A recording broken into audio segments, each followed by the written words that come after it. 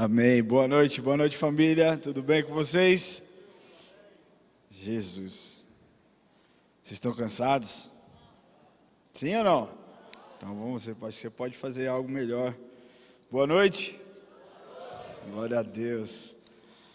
Bom, se você também estiver cansado, eu te entendo. Eu acredito que os músicos estão cansados, os adoradores, os pastores também. Mas é sempre bom estar na casa de Deus, porque de alguma forma, de uma forma sobrenatural, eles nos traz um ânimo novo, uma alegria nova, uma nova expectativa. Cada culto que nós começamos aqui nessa igreja, para mim é sempre algo muito importante, muito especial, porque eu sei que Deus pode fazer. Eu sei que Ele pode libertar o oprimido, curar o enfermo, restaurar os casamentos, porque esse é o nosso Deus, é assim que Ele faz, né? Ele gosta de pessoas quebradas. Quantos aqui são quebrados? Ele gosta de pessoas quebradas. Porque quando nós estamos quebrados, Ele de uma forma linda e extraordinária vem e nos reconstrói, nos molda novamente. Então não importa como você entrou aqui hoje, não importa quais foram as suas batalhas durante essa semana, não importa o seu dia de hoje, se foi cansativo, se foi estressante. Se você tiver aqui 50 minutos do seu tempo durante essa palavra, intencional, prestando atenção naquilo que Deus quer falar com você, você pode ter uma semana infinitamente melhor. Amém? Você pode receber uma novidade, você pode receber algo que vai tocar no seu coração e vai fazer com que você seja realmente transformado. Amém? Para você que nos assiste online também, sejam muito bem-vindos a esse culto presencial, que o Espírito Santo invada a sua casa, que Ele toque no seu coração e que essa palavra faça sentido para você, amém? Queria pedir que você ficasse em pé mais um pouquinho, para que nós possamos orar. Eu sempre começo os cultos que eu prego geralmente, que eu tenho a oportunidade de trazer uma palavra, orando e consagrando tempo a Deus, porque sabe, irmãos, com muita sinceridade, você preparar uma mensagem toda semana é muito difícil, e aí o risco que acontece é também as palavras começarem a ser automáticas, assim, sabe? Você fala por falar, porque você sabe que está ali na Bíblia, e nós muitas vezes deixamos de viver e experimentar algo sobrenatural com Deus, porque simplesmente o que sai das nossas bocas são palavras, e não realmente aquilo que nós desejamos. Então, todas as minhas orações antes de pregar é para que Deus me esvazie, para que Ele me lembre o poder que existe na palavra dEle e como as pessoas podem ser transformadas. Talvez hoje tenha sido a sua última chance, a sua última opção. Você disse para si mesmo: olha só, hoje é o último culto que eu vou assistir, se não der certo eu vou desistir do meu casamento. Olha, esse é o último culto, se não acontecer alguma coisa, se Deus não falar comigo, eu vou desistir da minha vida. Olha, esse é o último culto, eu vou desistir dos meus filhos se Deus não fizer alguma coisa. E aí Deus vem e faz alguma coisa. Você entende isso? Então, quantos aqui desejam a presença de Deus? Porque de verdade, eu acredito que não existe uma pessoa ótima aqui para entreter pessoas. Eu acredito que existem excelentes pregadores, apaixonados por Jesus, que querem sim trazer uma palavra. Então, quando nós invocamos a presença do Espírito, é porque nós sabemos que é Ele quem faz a obra e não nós. Quando nós invocamos a presença do Espírito, é porque nós reconhecemos que nós precisamos 100% dEle para que isso aconteça. Porque na minha habilidade, meu irmão, nem risada eu vou conseguir fazer você dar. Mas na habilidade dEle, no poder dEle, você pode ter a cura que você precisa, você pode ter a libertação que você precisa, você pode ter a restauração que você precisa. Por isso é importante que nesse tempo, agora aqui, nós possamos orar, entregar para o Senhor e pedir para que Ele dirija esse tempo. Amém? Feche seus olhos. Se você puder, levante suas mãos. Se você puder começar a orar no seu lugar aí onde você estiver. Talvez você tenha um tempo que não fale com Jesus dessa forma, mas hoje é o dia que Ele preparou para que Ele se aproxime de você mais uma vez e toque no seu coração e ministre na sua vida. Pai, nós estamos aqui clamando a Tua presença, Espírito Santo, para que o Senhor invada este lugar, para que o Senhor invada os nossos corações e para que o Senhor fale a cada vida aqui. Deus, eu quero pedir que o Senhor use a minha vida, que o Senhor tire de mim todo o cansaço, todo o desânimo, Senhor, que possa fazer com que a Tua palavra não flua, com que eu perca o foco. Senhor, eu peço que o Teu Espírito Santo use a minha vida de forma extraordinária e poderosa para que essas pessoas tenham uma vida impactada e transformada. Deus, não é a respeito da minha habilidade, mas é a respeito daquilo que o Senhor pode fazer. O Senhor é poderoso, o Senhor operou milagres, o Senhor continua operando milagres, e pessoas continuam chegando perto do Senhor, clamando a sua presença, porque têm vindo e vivido as tuas bênçãos e a forma como o Senhor é amoroso e cuida. Pai, nós te pedimos, abençoe esse tempo, e que seja tudo, absolutamente tudo, para engrandecer o teu nome, Pai, e dizer para todas as pessoas que o Senhor é digno de toda a nossa honra, toda a nossa adoração, de tudo aquilo que nós temos, de todas as palavras de elogio, de todo o gesto. Pai, nós queremos exaltar o seu nome, dizer que o Senhor é a pessoa mais importante deste lugar, dizer que ainda nós vemos o Senhor no trono, aonde o Senhor está, nós contemplamos a sua beleza, nós contemplamos a tua bondade, e dizemos, seja bem-vindo, essa é a tua casa, em nome de Jesus. Será que você pode aplaudir o Senhor? Amém? Glória a Deus, pode se sentar, vamos começar esse tempo aqui, e vai ser um tempo maravilhoso. O tema da mensagem de hoje é transformar ou ser transformados. O que é melhor, você transformar ou você ser transformado? O que é melhor, você transformar as pessoas ou ser transformado pelas pessoas? Nesse contexto você pode pensar, às vezes ser transformado é bom, porque Jesus veio sobre as nossas vidas e transformou os nossos corações. Muitas vezes eu estou agindo com uma forma errada, e alguém vem e me dá um toque, então eu mudo o meu posicionamento, eu mudo a minha forma de ver, e então ser transformado é legal, e eu concordo com você. Mas preste atenção numa coisa, desde que o mundo é mundo, coisas estranhas acontecem, coisas estranhas e coisas excelentes acontecem. Massas são manipuladas desde talvez da época da criação do mundo. Lá, por exemplo, eu vejo uma manipulação quando Moisés sobe para Deus falar com ele, a tábua lá dos 10 mandamentos, e Arão então conduz o povo a fazer algo extremamente errado, constrói um bezerro de ouro. Ele manipulou aquelas pessoas porque ele não tinha confiança 100% na presença de Deus, naquilo que Deus poderia fazer. Então, desde que o mundo é mundo, as massas são manipuladas, muitas vezes por pessoas perversas, que não têm o mínimo compromisso com a palavra de Deus, ou o mínimo compromisso com o sentimento alheio. Mas também nós sabemos que existe algo muito poderoso que nós carregamos há mais de 2000 anos, que se chama a Bíblia Sagrada. Quem aqui concorda comigo? Bíblia Sagrada é a palavra de Deus, é sagrada, ponto. Tá? Mas se nós formos falar de Bíblia, dos livros ali compilados, porque a Bíblia é um compilado de livros, são 66 livros, 39 no Velho Testamento, mas 27 no Novo Testamento, é um compilado de livros ali de autores diferentes, mais de 40 autores diferentes. Se eu falar para você, o que significa o Evangelho? O que significa o Evangelho? Você que é pastor, você não pode responder. Quem aqui consegue me dizer o que significa o Evangelho? Boa nova. Essa é aquilo que a gente aprende a nossa vida inteira. Evangelho é sinal de boas novas. Eu vi um vídeo do David Leonardo essa semana aqui, eu não sei se alguém viu, que alguma pessoa perguntou para ele, por que você não fala as coisas ruins da Bíblia?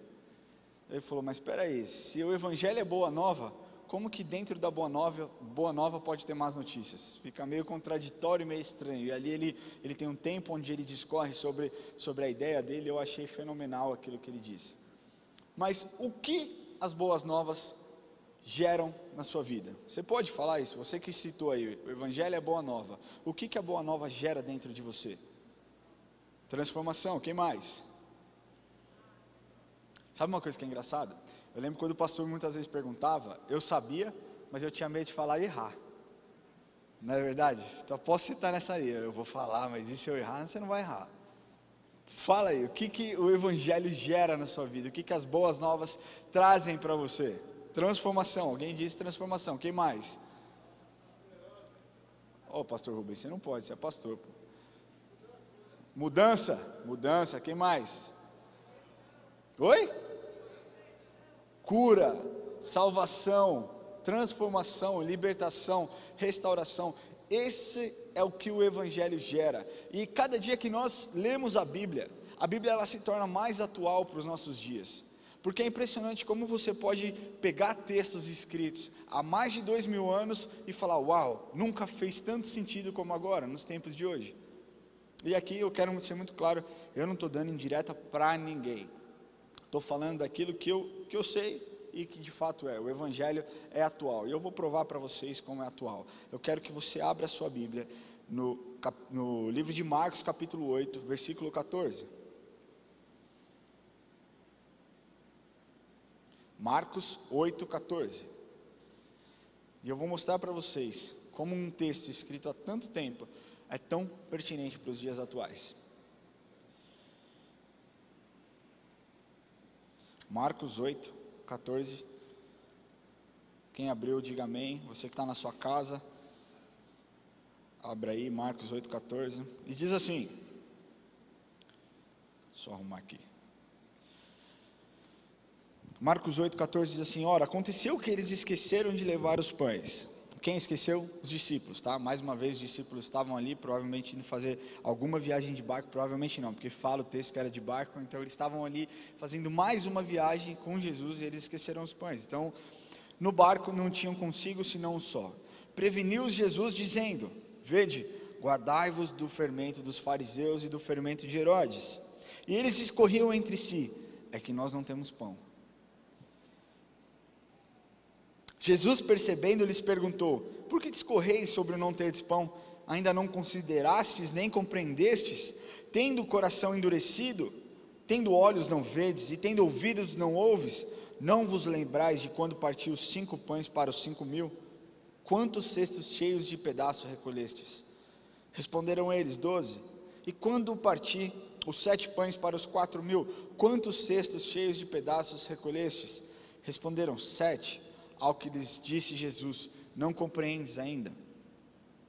E eu vou parar aqui. Muitas vezes nós lemos a Bíblia e pegamos algumas palavras e falamos: cara, isso aqui não tem o menor sentido. Tudo bem, Jesus estava falando com os seus discípulos ali, mas ele mistura fermento com fariseu, com Herodes. O que isso tem a ver? Eu não entendi. E aí entra o tão assunto polêmico da semana passada com relação à hermenêutica. A hermenêutica é você entrar no contexto da Bíblia, entender o porquê, por quem foi escrito, qual o contexto daquela época, para quem foi direcionado tudo aquilo ali. Então nós vamos mergulhar hoje nesse texto aqui, para que nós possamos entender o que Jesus quis dizer com isso. Porque pensa comigo só, Jesus ali tinha acabado de fazer 2 milagres de multiplicação completamente semelhantes. Em Marcos 6 nós vemos o primeiro milagre de multiplicação dos pães, e em Marcos 8, um pouco antes desse texto, nós vemos o segundo milagre da multiplicação. Então os discípulos já tinham visualizado Jesus operando milagres. Eles ainda questionam: cara, Jesus está falando isso aqui porque a gente não tem pão. Eles perderam algumas coisas, mas Jesus traz um ensinamento extremamente poderoso nesse texto aqui. Como nós devemos, e como eles deveriam se posicionar perante aqueles que detêm o poder, que no caso ali eram os fariseus e era Herodes, e também como deveriam se posicionar com relação aos necessitados. Quando Jesus fala: vocês não lembram o milagre que eu fiz? Vocês não lembram como eu multipliquei os pães? Vocês têm olhos e não enxergam, têm ouvidos e não ouvem. Então hoje nós vamos abordar esses 2 temas: como Deus nos ensina a nos posicionar perante as pessoas que detêm o poder, e como Deus nos ensina a nos posicionar perante aqueles que têm necessidade. Amém? Então o primeiro ponto que eu quero falar com você: posicionamento com aqueles que detêm o poder. A maioria aqui, eu creio, se não todos, possuem chefe. Um chefe, alguém que está acima de você. E muitas vezes você se submeter a essas pessoas é difícil, porque você não concorda com essas pessoas, você não concorda a maneira como elas lidam com outras pessoas, a maneira como que elas fazem. Então você tem que ser uma pessoa extremamente polida, você tem que saber onde você está, o que você faz, e se você se levantar de maneira inadequada perante essa pessoa, você vai ter a sua cabeça cortada fora, você vai ser mandado embora, então você vai perder a sua posição. Mas nesse contexto religioso, a questão era muito mais profunda, porque existia uma guerra absurda que acontecia na mente das pessoas, porque o Evangelho ali até então era uma coisa nova, as pessoas estavam começando a ter acesso, embora os discípulos andassem com Jesus. No capítulo 8 de Marcos, 8 de Marcos lá, eles tinham esquecido um pão e Jesus faz ali a sua primeira consideração. Olha só, tomem cuidado com o fermento dos fariseus e tomem cuidado com o fermento de Herodes. Então, para a gente entender esse texto melhor, a gente tem que entender o que é o fermento, o que a Bíblia diz com relação ao fermento. Quem aqui cozinha alguma coisa? Para que serve o fermento?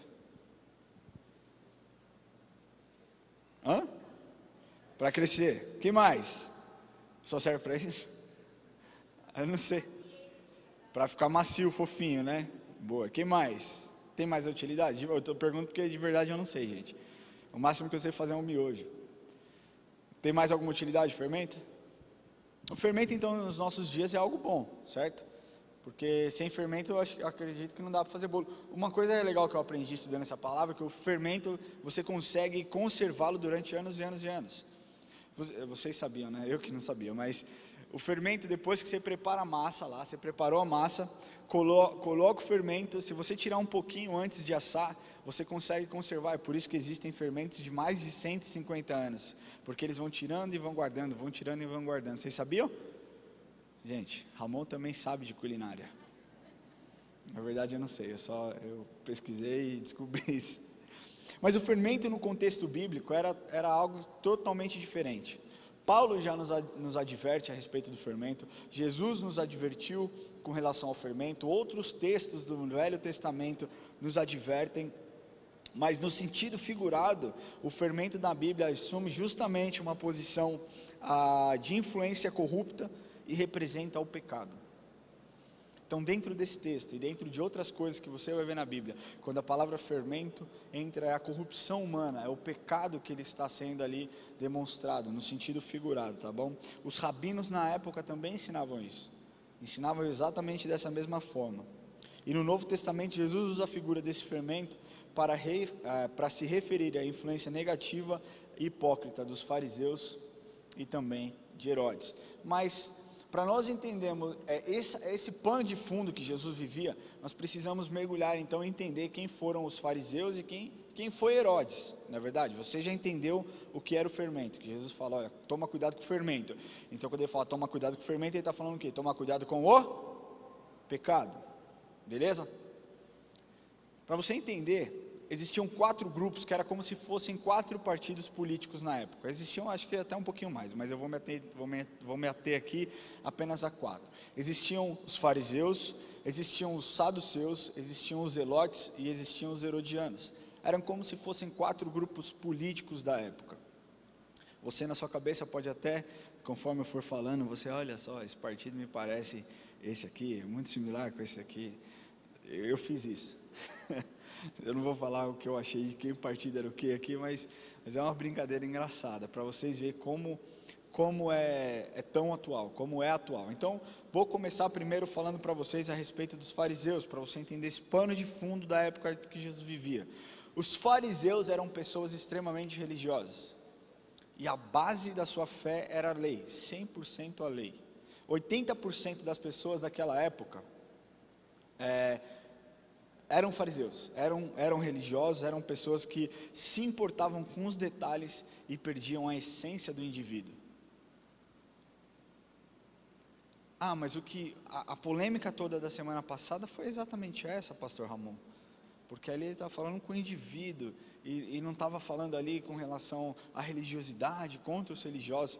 Existem algumas diferenças, e uma dessas diferenças para mim, Jesus ele ensina que ele não veio para destruir a lei, ele fala que ele veio para cumprir a lei, mas conforme ele foi cumprindo, a bondade dele continuou transformando as pessoas, a compaixão dele continuou transformando as pessoas. Santificação é algo preponderante para a sua caminhada com Jesus, tá? Então aqui, para vocês entenderem o nível de religiosidade dessas pessoas, Jesus certa vez estava curando as pessoas aos sábados, e aqueles fariseus vieram questionar Jesus. Não é certo que você, o que você está fazendo não está legal, você está curando as pessoas no sábado você tem que descansar, sábado é o dia do Senhor. E aí Jesus então, vem do coração deles, pergunta para eles, olha só, se o seu filho, um boi de vocês aí, cair no buraco, vocês vão deixar ele até domingo, ou vocês vão resgatá-los? Esse era o nível de religiosidade dessas pessoas, se importavam com os detalhes da lei, mas não se importavam com o coração dos indivíduos. Amém? Vocês entenderam os fariseus? Vamos entender agora um pouquinho mais aqui dos zelotes. Zelotes, você lembra que tem o Simão Zelote, discípulo de Jesus? Era daquele grupo. Também Judas eram os zelotes. Os zelotes, eles eram os guerrilheiros da época, os revoltados, os brabões da época. Eles gostavam de bagunça, gostavam de causar, gostavam de realmente pegar em armas, eram os radicais, e o objetivo deles era expulsar os romanos de Israel, porque os romanos eram gentios, e eles acreditavam que aquilo ali era errado, não podia os gentios estar dentro da cidade de Israel. Eles criaram várias batalhas, eles criaram várias rebeliões violentas, todas essas rebeliões falharam, mas em uma dessas rebeliões, o resultado dessa rebelião foi a destruição do templo no ano de 70, conforme Jesus previu.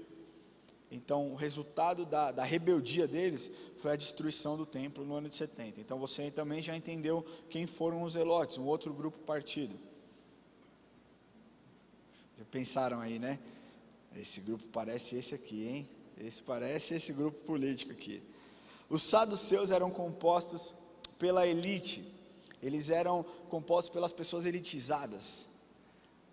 Eu pensei, não posso falar aqui. Mas por serem formados também por famílias sacerdotais, muito provavelmente o sumo sacerdote fazia parte daquele grupo. E a base da sua fé era o Pentateuco.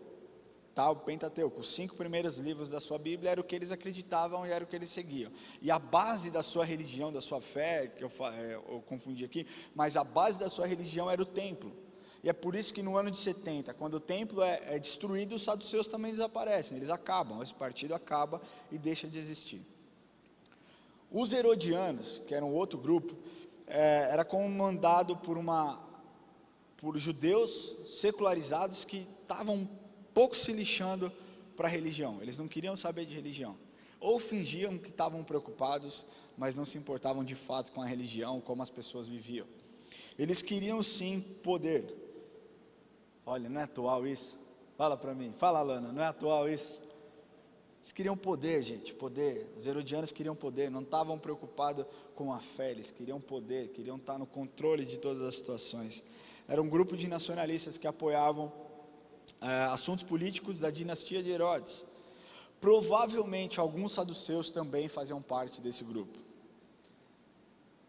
Eles se juntaram, olha que interessante, eles se juntaram com os fariseus contra Jesus. Agora vocês já entenderam, quando Jesus está falando ali, olha só, cuidado com o fermento dos fariseus, ou seja, cuidado com o pecado da religiosidade, e cuidado também com o de Herodes, com o poder, porque isso pode corromper o seu coração. Você percebe que quando o fermento entra na massa, ele corrompe a massa inteira. E Paulo disse que o fermento muitas vezes leveda, estraga. Então, se você deixar com que esse fermento também entre no seu coração, ele vai estragar a sua vida. Então, com base nisso, nós conseguimos aplicar perfeitamente o que Jesus quis dizer aqui. Presta atenção. Os fariseus, eles tinham um fermento perverso, que tomava conta do corpo inteiro. Existem várias explicações, mas a maioria delas, quando fala a respeito do fermento dos fariseus, diz ali sobre uma depravação moral, sobre uma depravação das pessoas de se moldarem à cultura, pessoas tidas como religiosas. De forma bem resumida, os fariseus seriam aqueles religiosos sem vida, seriam aquelas pessoas que, ao invés de serem transformadoras, são transformadas pela cultura, não se permitem ser usadas por Deus, tendo um instrumento tão poderoso que é a palavra de Deus para transformar as vidas, as pessoas, elas são transformadas pela cultura. Os herodianos estavam infectados com a praga do mundo, então eles se ajustavam a qualquer poder político. Você já viu essa pessoa? Eu apoio esse cara aqui, porque esse aqui é bom. Na época de eleição a gente vê muito isso, né? Algumas igrejas se filiando a partidos políticos e defendendo como se as pessoas que estão ali se candidatando fossem as pessoas mais honestas do mundo. Eu defendo esse cara aqui porque esse aqui é bom, põe minha mão no fogo. Mas nós sabemos que algumas dessas pessoas recebem até dinheiro para fazer esse tipo de apoio. Ou seja, herodianos não estão preocupados com as pessoas, estão preocupados com o poder, estão preocupados com o dinheiro, estão preocupados com aquilo que elas estão recebendo, porque era isso que os herodianos faziam. Eles tinham por intuito ter ganhos para si próprio, enquanto a população estava ferrada, eles estavam lá ganhando dinheiro, lucrando, enriquecendo. Não é atual? Cara, como que você vai me falar que isso não é atual para os dias de hoje? 100% atual. Então aqui nesse texto, para mim, os herodianos representam os religiosos corrompidos pela política, pelo poder e pelo dinheiro. Quantas pessoas boas, quantos cristãos com bom coração, com boas intenções, não chegam até um cargo alto, seja no meio político ou então no meio do secular, do seu trabalho, chegando lá se transformam, se tornam pessoas arrogantes, se tornam pessoas desprezíveis, se tornam pessoas extremamente chatas, ou então se corrompem ao ponto de se tornarem pessoas corruptas e bandidas, que fazem com que pessoas percam a paz, pessoas percam o espírito, e que a luz de Deus não brilhe através dessas pessoas. Então você pode perguntar para mim, cara, pastor, nós estamos aqui numa sociedade bem cruel, bem difícil, como que eu faço para não usar desse tipo de fermento? Porque esse fermento, ele é muito atual, ou a pessoa é religiosa, ou então ela está preocupada com o poder, não está preocupada com as vidas. Ambos desses grupos, a última coisa que eles se importavam de fato, era com o ser humano, era com o indivíduo, era com as pessoas, era com a necessidade das pessoas, sabe? E o que eu tenho para te falar é, tenha uma vida devota ao Espírito, porque quem vai te convencer do seu pecado é o Espírito Santo. Um outro ponto que eu quero falar, jamais se corrompa quando você obtiver poder. Se você chegar em uma categoria muito alta no seu trabalho, em uma posição muito alta, não se corrompa, não se torne arrogante, não se torne uma pessoa desprezíveis aos olhos humanos e aos olhos de Deus. E por último, dentro desse ponto aqui, seja um transformador e não uma pessoa que se transforma, que se molda nos ambientes. É isso que nós temos que fazer, porque onde o Evangelho entra, ele gera transformação. Cara, você não pode ter a Bíblia na sua mão, a palavra de Deus, que é a Bíblia, sabe, e achar que ela não pode gerar vida e não pode transformar as pessoas. Ela tem poder para fazer isso, ela fez isso há mais de 2000 anos atrás, ela fez isso durante toda a história, e ela continua fazendo isso nos dias de hoje. Mas Jesus também nos ensina como nós devemos nos posicionar com os necessitados. Então você já entendeu como você deve se posicionar com aqueles que detêm o poder. Você não pode se corromper, você não pode ser um religioso, você não pode ser uma pessoa onde olha as necessidades e vira as costas, porque Jesus fez exatamente o contrário disso. Para aquelas pessoas necessitadas, o seu posicionamento para com esses necessitados é prestar atenção como Jesus agiu. Vocês já perceberam que em toda a caminhada de Jesus na Bíblia, todos que tinham necessidade, que chegaram perto de Jesus, tiveram suas necessidades respondidas? Amém? Você concorda comigo? Existe alguma vez na Bíblia que você leu, Jesus viu um morador de rua, virou as costas e foi embora? Jesus viu um cego, deu oi e foi embora? A gente não vê isso. Jesus, sempre movido de compaixão, fazia coisas extraordinárias. Todas as pessoas que chegavam perto de Jesus, Jesus de uma forma linda e extraordinária, abençoava essas pessoas, livrando essas pessoas de espíritos demoníacos, livrando essas pessoas de doenças, de cegueiras, livrando essas pessoas de religiosidades. Era isso que Jesus fazia, sempre movido de compaixão. Jesus fazia isso. Vocês lembram quando quando o chefe da sinagoga, Jairo, chega até Jesus e fala: Jesus, eu preciso da sua ajuda porque a minha filha está muito doente e ela vai morrer. Jesus fala: beleza, vamos lá, Jairo, vamos chegar lá na sua casa, vamos lá, a gente vai orar pela sua filha e vai ficar tudo bem. Cara, não era daqui até a minha sala, devia ser uma bela de uma caminhada. E Jesus fala: tudo bem, vamos. Só que no meio do caminho, Jesus ia passando e as multidões iam seguindo Jesus. Jesus não simplesmente correu e falou: rapaziada, peraí, eu estou indo aqui para a casa de Jairo, daqui a pouco eu volto com vocês aqui, eu tenho que chegar lá primeiro. Não. Foi nesse caminho que Jesus curou a mulher com fluxo de sangue. Jesus parou, apertado pela multidão, sentiu o poder saindo dele, teve um diálogo com aquela mulher. Jesus se importava com as pessoas. Deixa eu te falar uma coisa, Jesus se importa com você. Jesus não se importa somente com a sua vida, Ele se importa com as circunstâncias que você está vivendo. E é isso que você precisa entender, porque quando nós entendemos isso, isso é libertador, você pensar, uau, tem alguém que se importa comigo.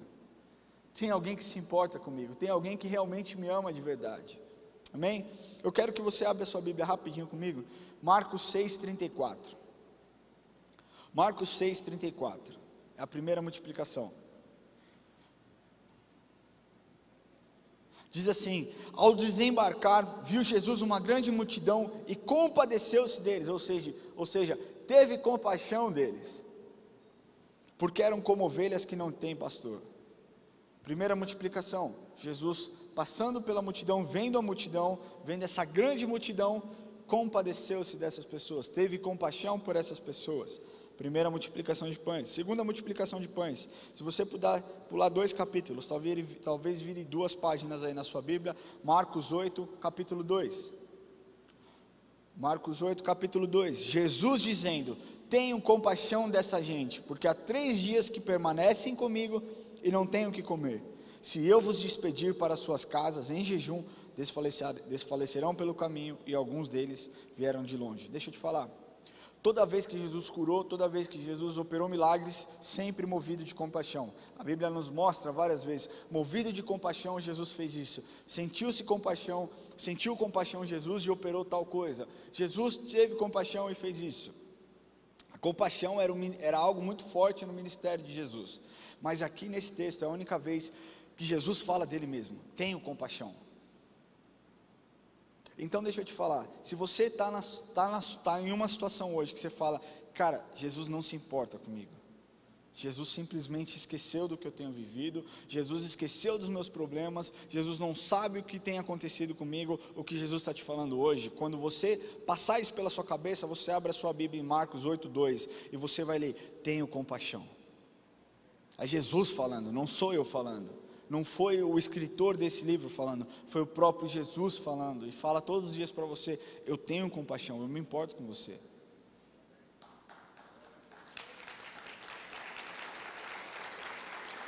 Eu acho que talvez você não tenha entendido. Quem aqui está passando por alguma dificuldade? Pode ir com muita sinceridade. Uau, quanta gente que está vivendo um momento excelente na vida.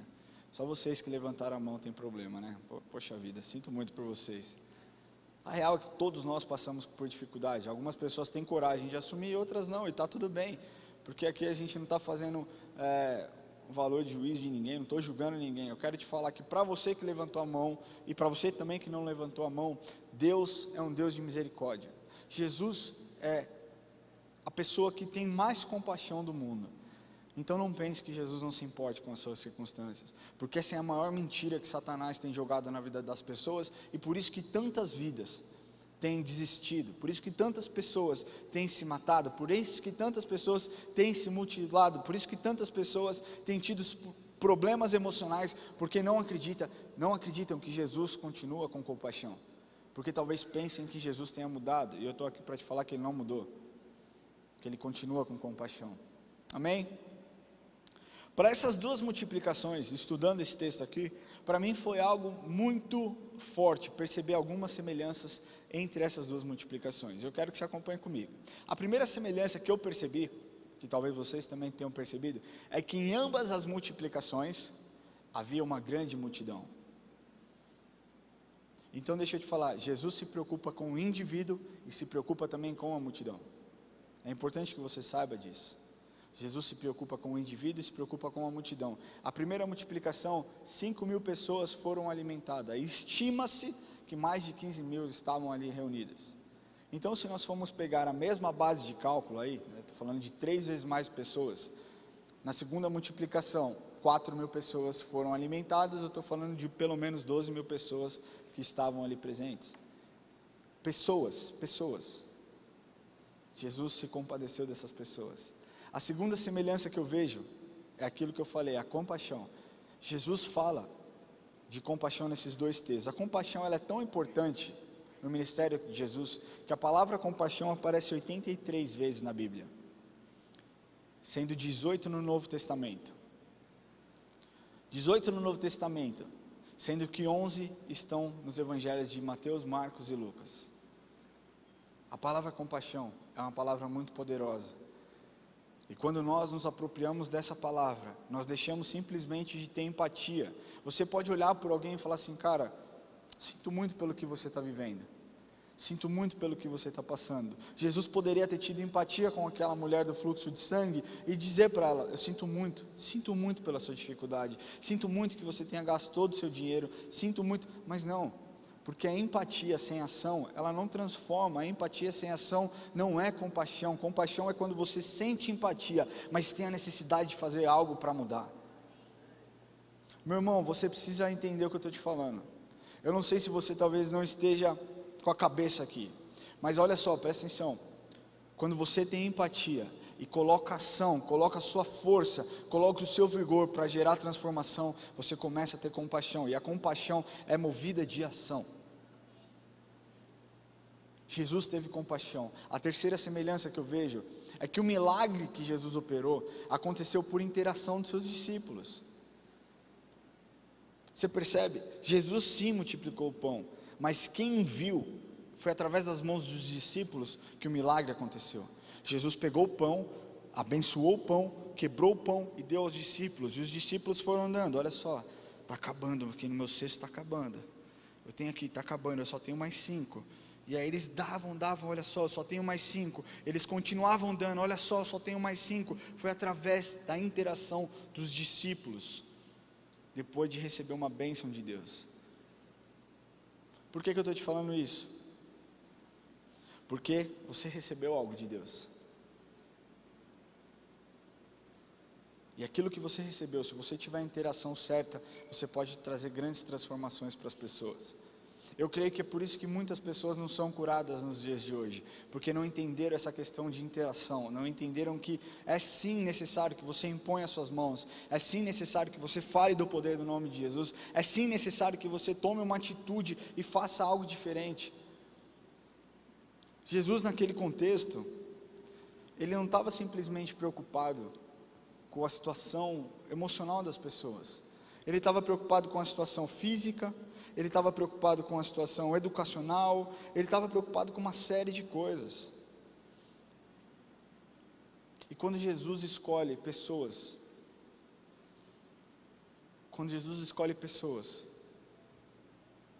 para serem usadas, e essas pessoas são usadas, elas transformam todo o ambiente. Porque o Evangelho ele faz isso, o Evangelho ele entra nas entranhas da sociedade, ele consegue penetrar no sistema educacional, ele consegue penetrar na saúde, ele consegue penetrar, sabe, na economia, ele penetra em todas as áreas. Vocês querem ver como a Yacht Church se posiciona com os necessitados? Quem aqui gostaria de ver? Quem aqui não gostaria de ver? Quem gostaria de ver, levanta a mão. Então vou passar um vídeo, eu quero que você preste bastante atenção, por favor.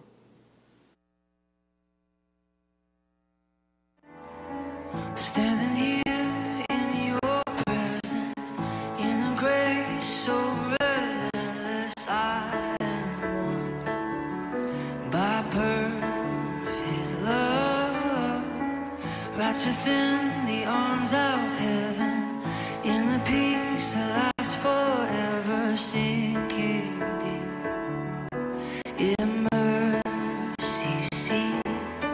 I'm wide awake, drawing closer by grace, and all my heart is yours.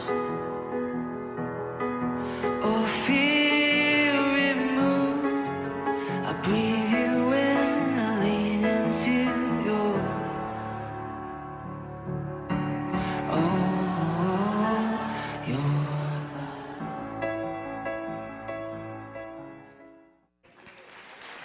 Essa é a forma como nós, como igreja, devemos nos posicionar perante aqueles que têm necessidade. E talvez a pessoa que tenha necessidade é o seu vizinho. Talvez a pessoa que tenha necessidade é é o seu chefe, talvez seja o seu filho, eu não sei quem é, mas eu sei que você foi empoderado para fazer alguma coisa a respeito disso. Assim como nós aqui da IA Church fomos empoderados por Deus, porque eu lembro naquela reunião, até falei ontem, nós fizemos um Zoom logo no começo da pandemia, onde foi levantada essa questão. Martini, como que nós vamos fazer para receber essas pessoas, para que essas pessoas que vão ficar em casa, têm menos condição, elas não conseguem mais se sustentar com uma cesta básica? E ele disse, Deus proverá, vamos fazer o nosso papel, e Deus vai mandar, de alguma forma Deus vai mandar. Acontece que muitas vezes nós esquecemos, que o Deus que fez uma multiplicação, continua com poder para operar outra multiplicação. O Deus que fez um milagre, o Deus que proveu na sua vida uma vez, Ele é poderoso para prover mais uma vez. O Deus que te libertou uma vez do seu vício, Ele é poderoso para te libertar novamente. O Deus que restaurou o seu casamento, Ele é poderoso para restaurar o seu casamento de novo. O Deus que te livrou da morte uma vez, Ele continua sendo poderoso para te livrar da morte.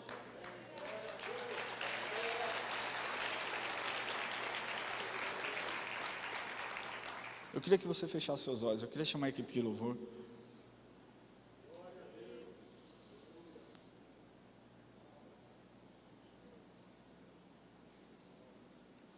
A compaixão faz você sair da sua zona de conforto.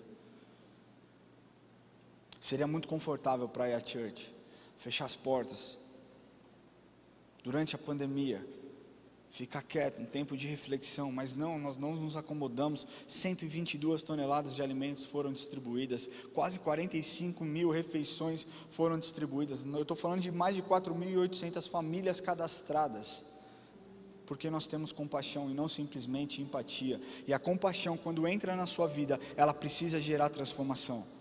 Ela precisa gerar transformação. Ela precisa fazer com que você pegue aquilo que você recebeu e transforme as pessoas, e não mais seja transformado pelas circunstâncias que você vive, e não mais seja transformado pelo momento que você está vivendo, e não mais seja transformada a sua vida pelas suas experiências que você viveu no passado. Mas em primeiro lugar, para você transformar alguém, você precisa ser transformado por ele.